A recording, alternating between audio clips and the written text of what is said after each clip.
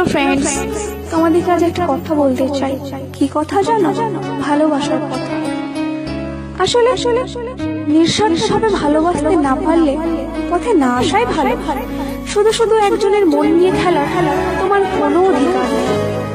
ভালোবাসার স্বার্থ থাকলে সেটাকে ভালোবাসা বলে না। ভালোবাসার যারা স্বার্থ খোঁজে তারা বিনিময়ে কখনো নিঃস্বার্থভাবে ভালোবাসা পায় না। যদি তুমি সত্যি কাউকে ভালোবাসো তাহলে তুমি শত কষ্ট করার পরেও তোমার প্রিয় মানুষটির একটু মুখের হাসি তোমার সব কষ্টকে ম্লান করে দেবে। কারণ মন নিয়ে খেলার ইচ্ছা নিয়ে ভালোবাসার অভিনয় করলে জেনে দেখো তোমায় নিয়েও একদিন